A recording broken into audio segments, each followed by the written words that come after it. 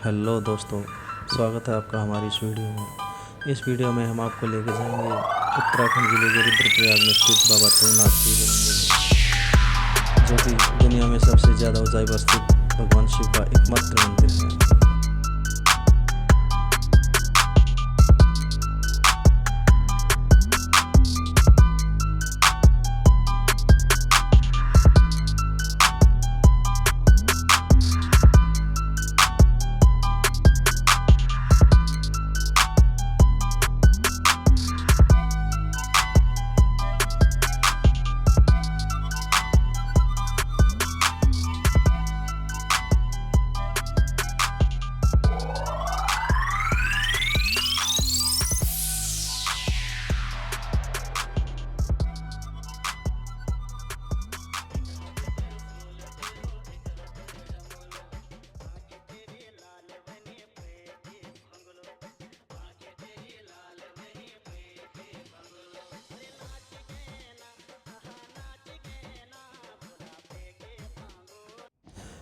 हम अपनी यात्रा शुरू करते हैं उत्तराखंड के चमोली डिस्ट्रिक्ट में स्थित गोपेश्वर के पास मंडल गांव से। मंडल गांव बहुत ही खूबसूरत गांव था। 2 दिन हमने वहां बिताने के बाद सुबह सुबह 6 बजे निकलते हैं अपनी यात्रा पर, क्योंकि होटल के मालिक सूरज ने हमें बताया था कि जिस मार्ग से आपको जाना है वो मार्ग 4 धाम यात्रा का मार्ग है, और जितने भी श्रद्धालु बाबा केदारनाथ के दर्शन करके आते हैं वो इसी मार्ग से दर्शन करके श्री बद्रीनाथ जी को जाते हैं। तो आपका सुबह जल्दी निकलना ही ठीक रहेगा, वरना फिर आप अपनी गाड़ी से जाएंगे तो सामने से आने वाली गाड़ियों को आपको साइड देनी पड़ेगी, और जितनी जल्दी आप होटल से चेकआउट करके बाबा तुंगनाथ जी के निकलते हैं आपको रास्ता खाली मिलेगा। जैसा कि आप वीडियो में देख रहे हैं, रास्ता बिल्कुल खाली मिला। इसके लिए हम भाई सूरज का बहुत बहुत धन्यवाद करते हैं कि उन्होंने हमें बहुत अच्छी तरह से गाइड किया और हमारे समय की बचत की। गूगल मैप द्वारा इस सफ़र की जो दूरी बताई गई थी, जो समय बताया गया था, वो समय 1 से 1.5 घंटे के बीच था। और सुबह जल्दी उठकर हमने जैसे ही अपनी गाड़ी से यात्रा शुरू की, हमने देखा रोड बिल्कुल खाली, और इन्हीं नज़ारों का आनंद लेते हुए हम चले जा रहे थे श्री तुंगनाथ जी की ओर। हाँ, जल्दी आने का एक फ़ायदा और था जो मैं आपको आगे चलकर इस वीडियो में बताऊंगा। फ़िलहाल आप इस सुंदर से म्यूजिक का आनंद लीजिए।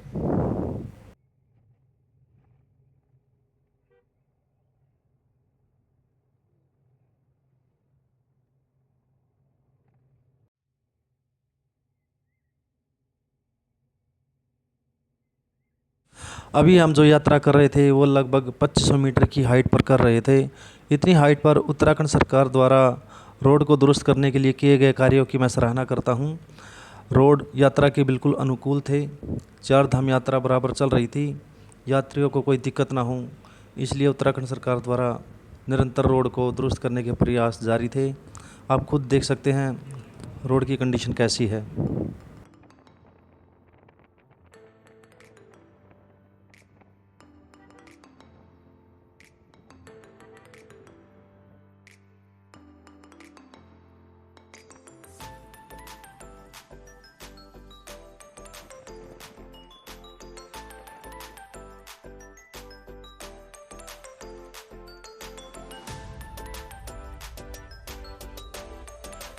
वीडियो लंबी करके मैं आपको ये दिखाना चाहता हूँ कि कई भाइयों को पता नहीं होगा कि जब उत्तराखंड में चोपटा की यात्रा पर निकलते हैं तो रोड कैसे होते हैं। इसलिए मैंने आपको दिखाने के लिए वीडियो थोड़ी लंबी बनाई है कि आप खुद देख सकें कि रोड कैसे हैं, किस कंडीशन में है। फ़िलहाल हम चलते चलते धीरे धीरे पहुँच चुके थे अपनी मंजिल की तरफ, जो कि नज़दीक आ रही थी। और हाँ, फिर वही बात जो मैंने पहले कहा था कि जल्दी निकलने का एक फ़ायदा तो हुआ, उसका फ़ायदा आप देख सकते हैं। जैसे ही हम चोपटा पहुँचे तो गाड़ियों की लाइन लगभग आधा किलोमीटर से ज़्यादा जा चुकी थी, इसलिए हमें पार्किंग की जगह ढूंढने में कोई ज़्यादा दिक्कत नहीं हुई, क्योंकि हमें आगे ही निकलना था, इसलिए हमने अपनी गाड़ी आगे ही पार्क की। लेकिन अगर हम शायद और लेट आते तो हमें पार्किंग शायद और दूर मिलती। यह हमें तब महसूस हुआ जब हम अपनी यात्रा ख़त्म करके वापस गाड़ी में आके बैठे थे और चलने के लिए तैयार हुए थे। तब हमने देखा था जो पार्किंग थी वो लगभग 2 से 2.5 किलोमीटर तक जा चुकी थी और रोड पर काफ़ी जाम था। फ़िलहाल हम पहुंच चुके हैं मंदिर के प्रवेश द्वार पर। रोड के साथ में ही बिल्कुल मंदिर का प्रवेश द्वार है, जो कि ऊखीमठ और गोपेश्वर रोड के बीच में है। जब आप ऊखीमठ से गोपेश्वर जाते हैं तो आपके लेफ्ट हैंड साइड पड़ता है श्री तुंगनाथ जी का प्रवेश द्वार। यहीं से ही यात्रा की चढ़ाई शुरू होती है जो 5 किलोमीटर की है, और उस 5 किलोमीटर के बाद 1 किलोमीटर की चढ़ाई चंद्रशिला की है।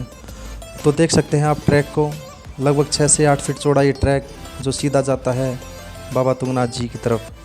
तो हम भी बढ़ चले अपने इस ट्रैक पर बाबा तुंगनाथ जी के दर्शन करने।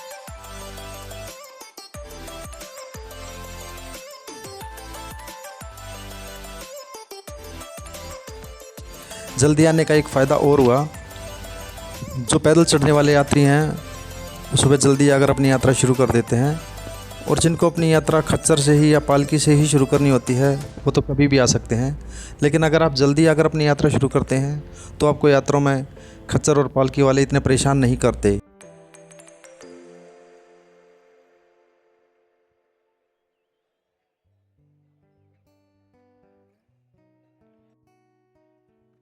यात्रा शुरू करने से पहले मैं आपको बता देना चाहता हूं कि जगह जगह चेतावनी बोर्ड लगे हुए हैं जो कि वन्य जीव विभाग की तरफ से लगाए गए हैं। इसलिए आप सभी से हाथ जोड़कर विनती है, कृपया सभी निर्देशों का पालन करें व उत्तराखंड की खूबसूरती को बनाए रखने में अपना सहयोग दें।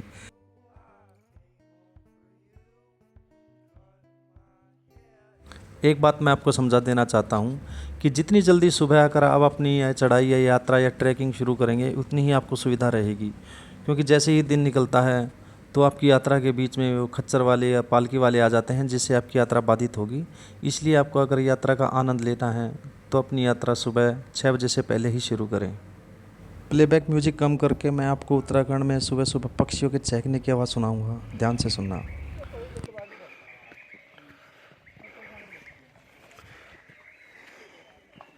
चढ़ाई चढ़ते समय आपकी सांस असामान्य होना साधारण सी बात है, इसलिए पक्षियों के साथ साथ मेरे भी सांस चढ़ने की आपको आवाज़ें आ रही होंगी। लगभग आधा किलोमीटर चढ़ने के बाद बुरांस के पेड़ों के बीच से निकलते हुए हम पहुंच जाते हैं उत्तराखंड की उस असली खूबसूरती में, तुंगनाथ जी की चढ़ाई में। जैसे ही आप आधा किलोमीटर चढ़ जाओगे उसके बाद आप सीधे प्रवेश करते हो उत्तराखंड के इस खूबसूरत बुग्याल में, वो बुग्याल जिसके लिए तुंगनाथ फेमस है। यहाँ आकर देखता हूँ कि एक गुजराती समूह जिसमें 4 से 5 लोग थे अपनी चढ़ाई का आनंद ले रहा था, एक बहुत ही सुंदर गुजराती सॉन्ग्स के साथ। सुनिए आप।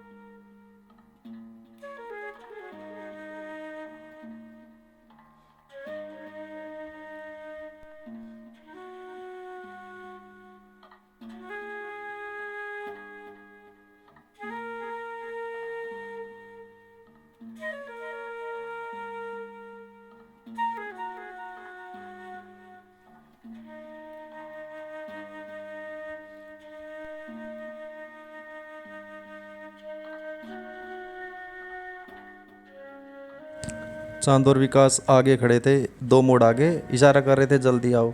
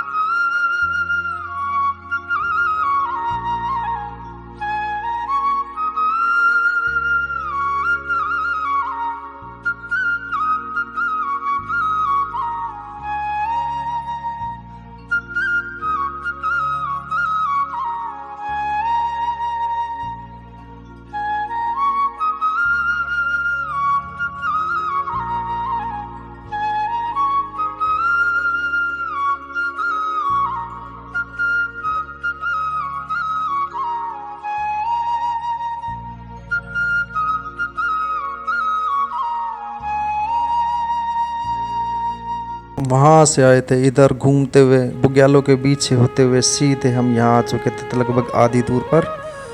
अभी लगभग आधी यात्रा समाप्त हो चुकी थी। और हाँ, मैं आपको बता देना चाहता हूँ कि फॉरेस्ट डिपार्टमेंट की तरफ से जगह जगह बोर्ड लगाए हैं कि बुग्यालों में प्रवेश न करें। और ये बात सच भी है, क्योंकि कहीं से भी अचानक आकर एकदम से आपको फॉरेस्ट ऑफिसर अरेस्ट कर सकते हैं, पकड़ सकते हैं। हमारे सामने 3-4 ऐसे केसेस हुए थे जब लोग तुंगनाथ ट्रैक को छोड़कर सीधे बुग्यालों में प्रवेश कर गए। इसलिए मैं आपसे फिर कहना चाहूँगा कि आप ट्रैक से ही अपनी यात्रा पूरी करें, बुग्यालों में प्रवेश न करें। जगह जगह चेतावनी बोर्ड लगे हुए हैं। कृपया उत्तराखंड की खूबसूरती को बनाए रखने के लिए अपना सहयोग दें।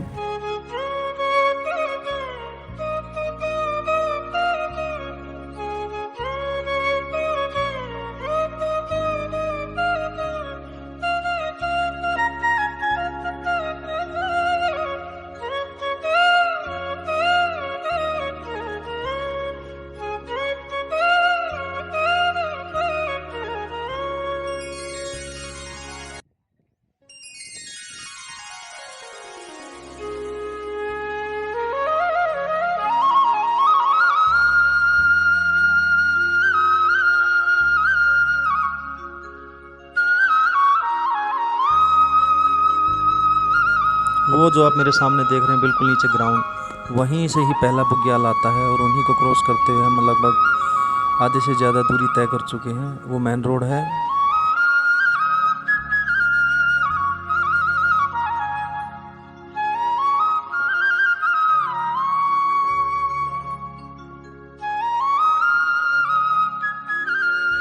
इस पॉइंट पे आके आपको लगेगा कि आप लगभग अपनी यात्रा पूरी कर चुके हो, क्योंकि यहाँ से आने के बाद जो सामने दिख रही है वो चंद्रशिला है और ठीक उसके नीचे भगवान श्री तुंगनाथ जी का मंदिर है।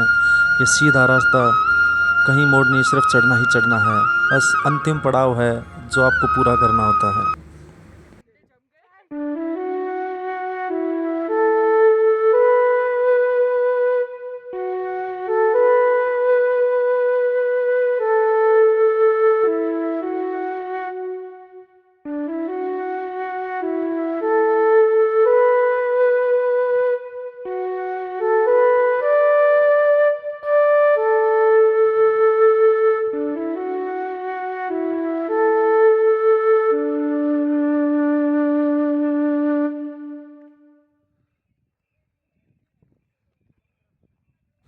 मैं आपको जूम करके दिखाता हूँ।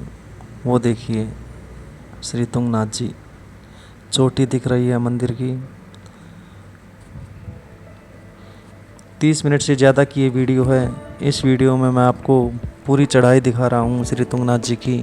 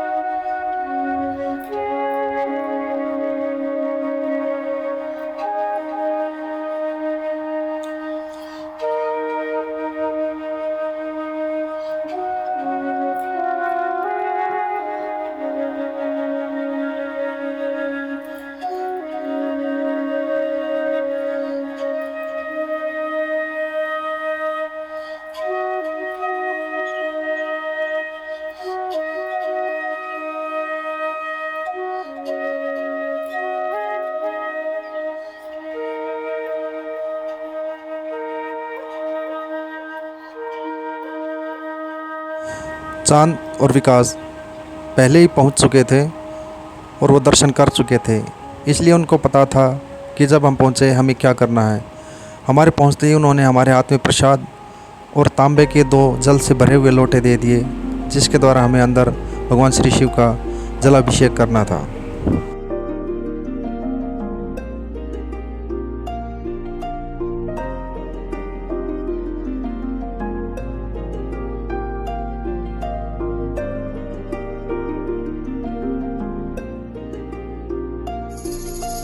शंकर तेरी जटा में बहती है गंगाधारा,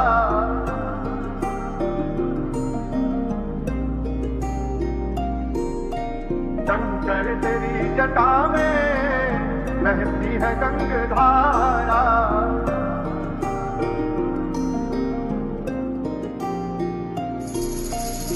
शंकर तेरी जटा में बहती है गंगाधारा, शंकर तेरी जटा में बहती है गंगाधारा, शंकर तेरी जटा में बहती है गंगाधारा, शंकर तेरी जटा में बहती है गंगाधारा।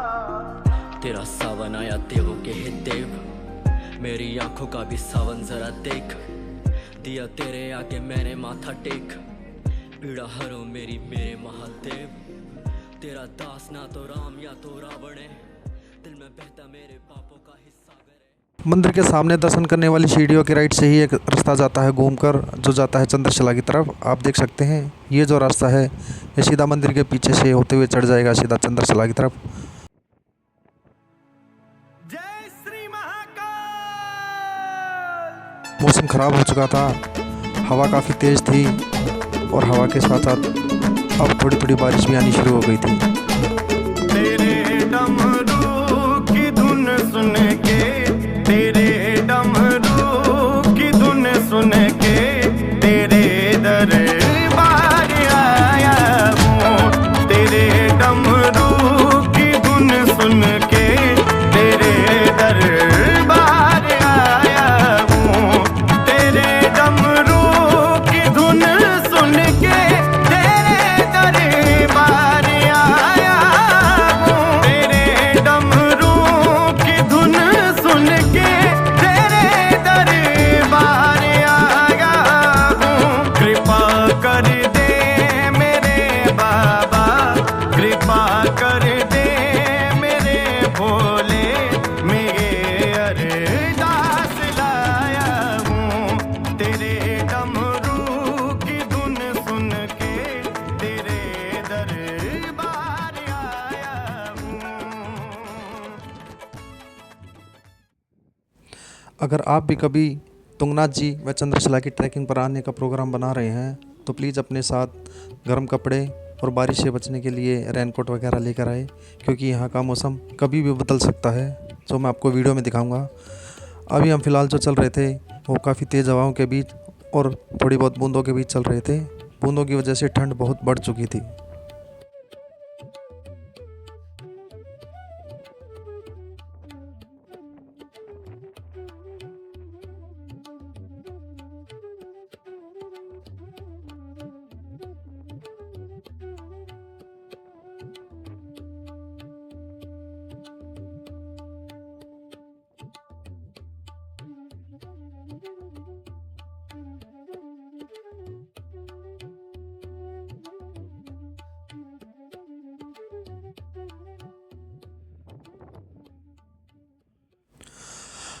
बारिश की वजह से हवा में काफ़ी ठंड हो चुकी थी, लेकिन हम फिर भी धीरे धीरे खड़ी चढ़ाई चढ़ते हुए जा रहे थे।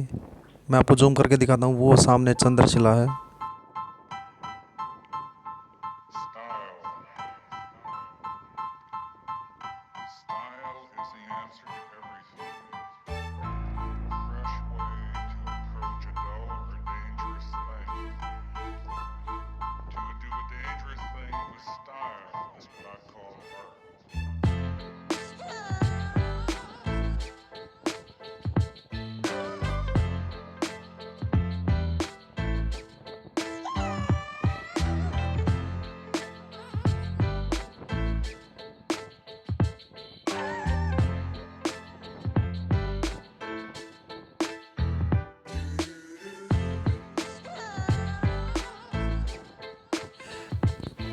लगभग आधा किलोमीटर चढ़ने के बाद आपको लगेगा कि रास्ते कहीं खो से गए हैं, और यह सच भी है, क्योंकि बारिश की वजह से बुग्याल कहीं कहीं टूटा हुआ है। पानी ने अपना रास्ता खुद बनाया हुआ है। जो इंसानी रास्ते बनाए गए हैं वो कहीं खो जाते हैं, इसलिए आपको अपना रास्ता खुद ढूंढ कर आगे बढ़ना होगा इन बुग्यालों के बीच, जो कहीं टूटे फूटे रास्तों के बीच पैर जमाते हुए धीरे धीरे।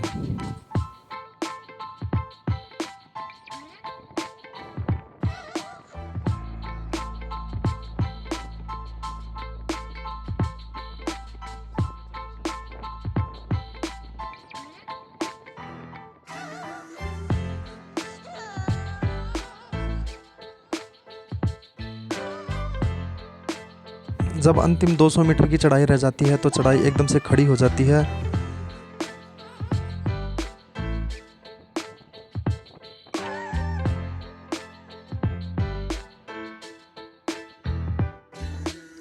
यकीन मानो मई का महीना था, लेकिन तेज़ हवाओं के कारण ठंड इतनी बढ़ चुकी थी कि हाथों ने जवाब दे दिया। जो हाथ पॉकेट से बाहर था वो बिल्कुल सुन्न हो चुका था।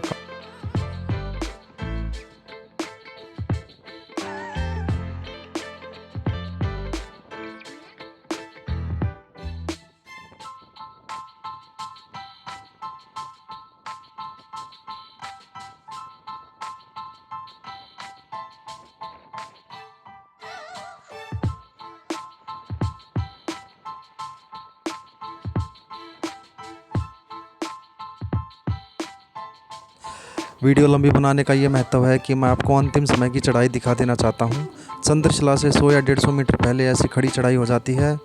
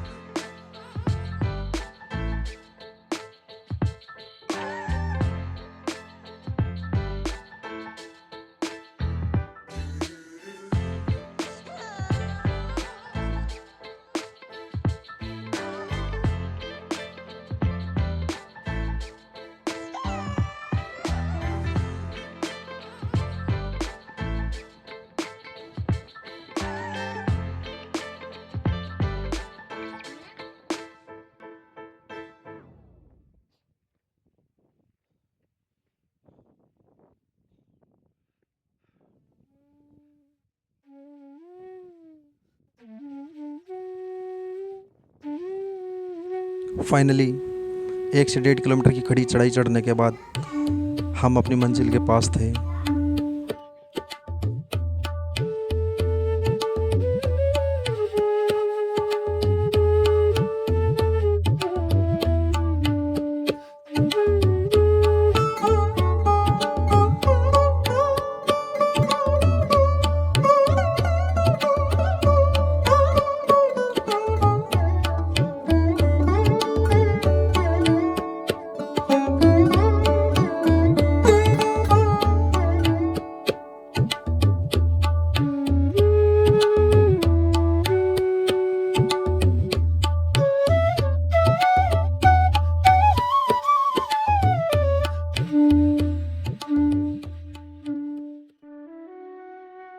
चांद और विकास हमसे पहले यहाँ पहुँच चुके थे, और जैसा कि मैंने आपको नीचे बताया था कि यहाँ का मौसम कभी भी बदल सकता है। अब एकदम से धूप निकल आई थी और मौसम बहुत ही सुहाना हो गया था।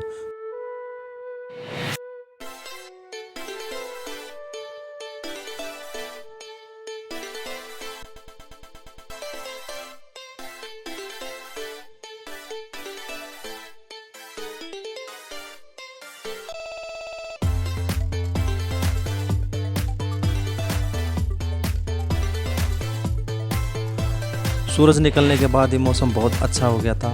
फिर हमने भी वो किया जो सब लोग कर रहे थे, हमने लिए कुछ फ़ोटोज़।